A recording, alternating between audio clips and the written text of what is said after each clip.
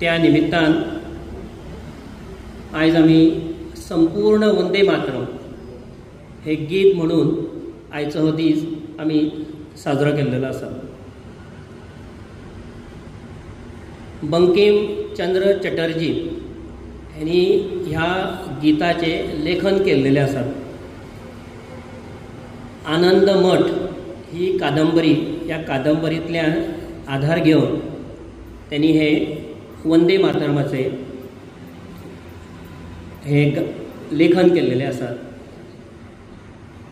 आणि 1887 साली हे गीत रवींद्रनाथ टागोर यांनी पूर्ण भारतभर त्याचे प्रसिद्धी आणि प्रचार केलो आणि पब्लिकली हे गीत म्हणण्याक सुरवात झाली।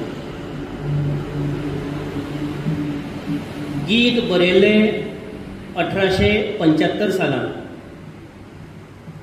आयज 2025 साल आमी पळयतात।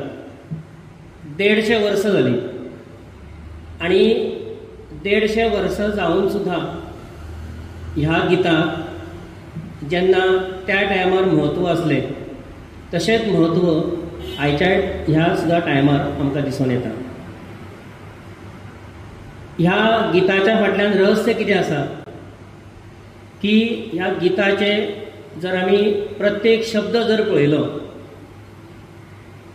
तर प्रत्येक शब्दाचे जवळ जवळ 100 पानांचे एक पुस्तक जातले अशे ह्या सगळ्या शब्दांचे अर्थ आसा। आणि ते अर्थ समजपाक आपले पूर्ण हे आयुष्य त्या भारत माते खातीर त्याचो विचार करपाची आवश्यकता आसा। त्या टायमार वंदे मातरम ही घोशणा दिवपाक सुद्धा बंदी असली। आत्ता आमी पळयलें की वंदे मातरम घोशणा दिली की 5 रुपया दंड आसतलो। इतली ही प्रतिकूल परिस्थिती असली, वाईट परिस्थिती असली, ब्रिटिशांचे राज्य असले, त्यामुळे वंदे मातरम म्हणप सुद्धा गुन्हो ठरतालो। अशा टायमार सुद्धा आपले भारतातील जे सगळे स्वातंत्र्य सैनिक आसतले, जे सगळे माता भगिनी आसतले, यांनी आपलो भारत देश हो स्वतंत्र जावपाक जाय आणि त्याच्या खातीर आमी सगळ्यांनी एकत्र येवपाक जाय। तर एकत्र येवपा खातीर कितें साधन कितें आसा तर साधन त्या टायमार हे वंदे मातरम हो जो जयघोष आसलो हे साधन आसले। त्यामुळे ह्या साधनाच्या द्वारे त्या टायमार सगळ्यांनी एकत्र येले आणि आमकां सगळ्यांक खबर आसा की 1875 सालान ही भारत स्वतंत्र जावपाच्या टायमार पहिली ठिणगी म्हणटा आमी ही त्या टायमार पडली। आणि त्याच्या उपरांत अनेक प्रकारचे अशा पद्धतीचे हे चळवळ जायत गेल्यो आणि 1947 सालान आमकां भारत देश स्वतंत्र जालो मेळ्ळो आमी पळयता।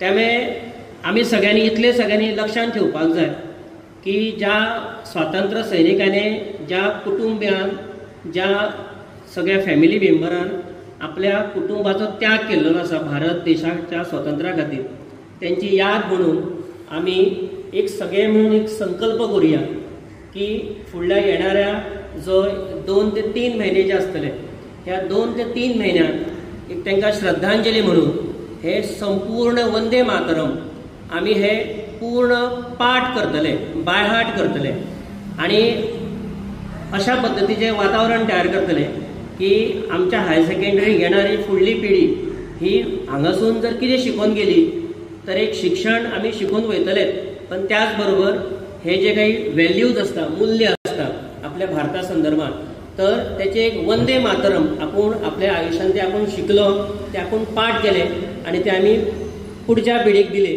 अशा पद्धतीची भावना आम्ही ह्या आयच्या ह्या 150व्या ह्या गीताच्या सेलिब्रेशना खातीर आम्ही सगळ्यांनी संकल्प करूया।